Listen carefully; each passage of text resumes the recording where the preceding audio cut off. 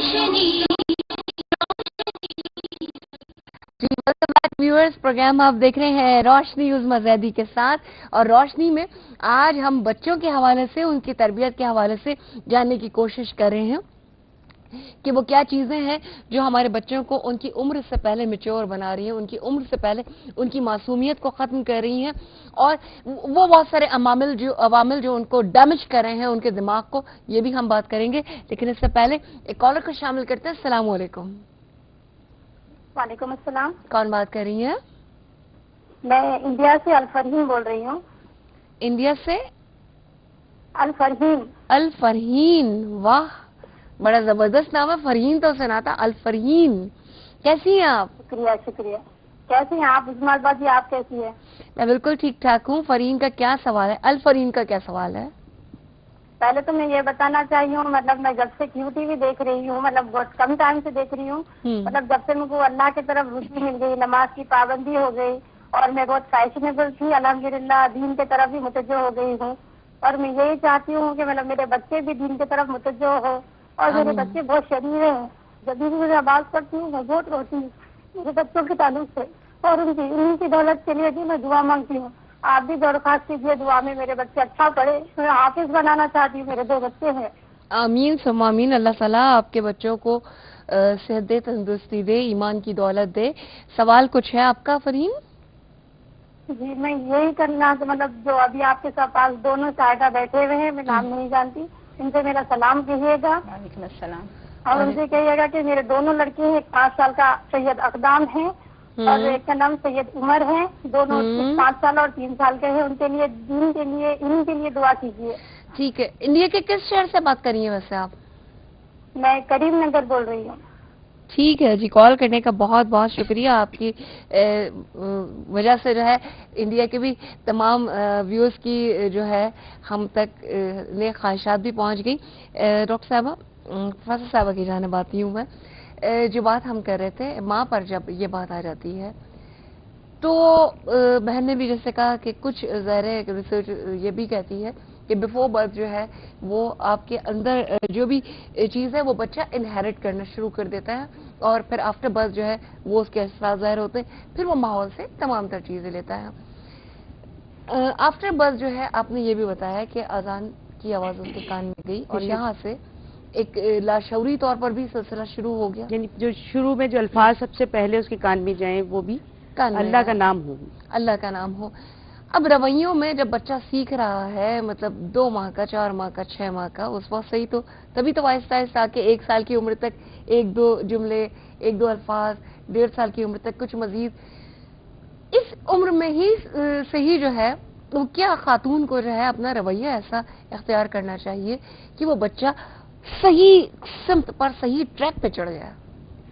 बहुत बहुत प्यारी बात है उसमें। हम लोग ये समझते हैं कि अभी जब हमारा बच्चा 3-4 साल का होगा तो हम फिर उसको स्कूल भेजेंगे तो उसकी तरबियत शुरू होगी, उसकी तालीम और तरबियत शुरू होगी। हमारी बहन ने एक बहुत प्यारी बात कही कि बिफोर बर्थ जो है वो बच्चा अपनी माँ से ले रहा होता है कुछ ना कुछ। और देखिए इसकी एक बहुत प्यारी मिसाल ये कि हजरत अब्दुल कादिर गीलानी की जो वालदा थी वो 18 पारे हिफ्स थे, और जब वो पैदा हुए और जब वो हिफ्स के लिए वहां गए मदरसे तो वो 18 पारे उनको हिफ्स थे।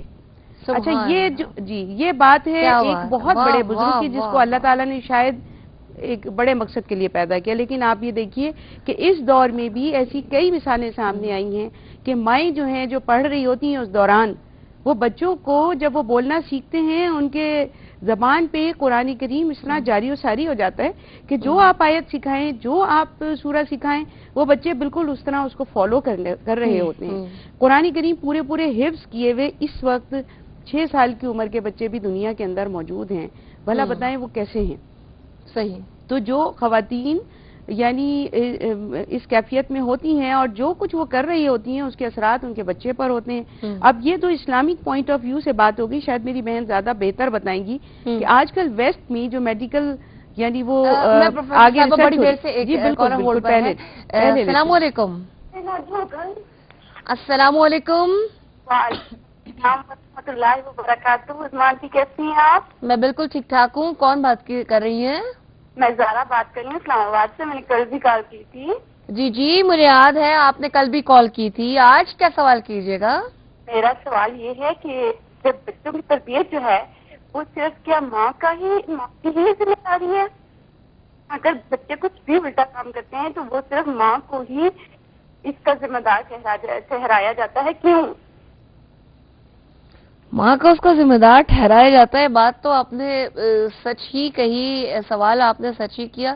لیکن جو ہم اکثر یہ دیکھا کرتے تھے کہ لڑکیوں کی جب تربیت ہوتی تھی تو وہ مائیں کہا کرتی تھی کہ بھائی یہ کام ٹھیک کر لو، بعد میں جا کے سسرال والے تانا دیں گے کہ ماں نے کیا سکھایا ہے. لیکن یہاں تو میری اسکالر صاحبہ بھی اور ماہر نفسیات بھی یہ تو یہی بتا رہی ہیں کہ یہ تو ماں کی تربیت ہے.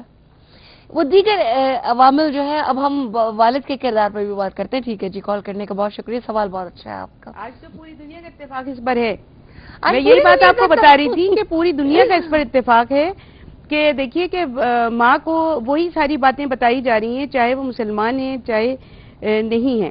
وہ سب اسی بات کے اوپر زور دیتے ہیں کہ ماں کو یہ کرنا چاہیے اور ماں کو یہ کرنا چاہیے اور ماں کو یہ کرنا چاہیے. ٹھیک ہے. آپ دیکھیں نا، یہ فیڈ کے اعتبار سے دیکھ لیجئے، اسلامک پوائنٹ آف ویو کھل کر سامنے آ رہا ہے، اسی کے اوپر انسسٹ کیا جا رہا ہے. اسی طریقے سے آپ دیکھیں کہ جی بیفور برتھ ان کو پریگننسی ہے اس وقت خواتین کو کیا ہدایات ہیں، چاہے ہمارے یہاں ہیں چاہے کہیں اور ہیں. تو یہ بالکل یعنی یونیورسل ٹروتھ ہوتا چلا جا رہا ہے. یہ چیزیں جو ساری کی ساری ہیں تو نہ پھر اس پر عمل کیا جائے. اب ہم برتھ سے آگے کچھ چلتے ہیں. اب زمانہ محسن صاحبہ، میں آپ دونوں سے ظاہر یہ بات شیئر کر رہی ہوں کہ کچھ ایسا لگتا ہے کہ زمانہ اتنی تیزی سے آگے بڑھ رہا ہے، اتنی تیزی سے ترقی کر رہا ہے کہ کچھ خواتین اس زمین میں کمپلیکس کا شکار ہو جاتی ہیں. اور اگر کوئی بچہ اپنی عمر سے زیادہ جو ہے وہ کوئی کام کرنے کی کوشش کر رہا ہے اور جو ہے اگر وہ ضرورت زیادہ کمپیوٹر پہ ہے تو وہ ہر ایک کو بتایا جا رہا ہے، کوئی ضرورت زیادہ کسی اور گیم میں انوالو ہے تو بڑا خوش ہو کے بتایا جا رہا ہے.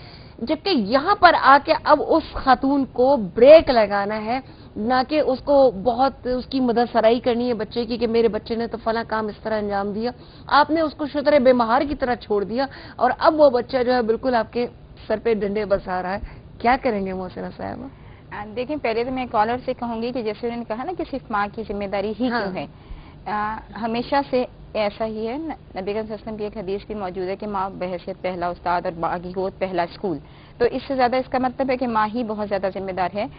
نو ڈاؤٹ کہ اور بہت سارے عوامل، جیسے اگر جوائنٹ فیملی سسٹم ہے تو اس میں دادا دادی چاچو اور بہت ساری چیزیں انوالو ہوتی ہیں. تو مائیں کبھی کبھی اس وجہ سے فرسٹریٹ ضرور ہوتی ہیں کہ ہم یہ کام کرنا چاہ رہے تھے اور یہ نہیں کرنے دیا گیا تو ہمارا کیا قصور ہے.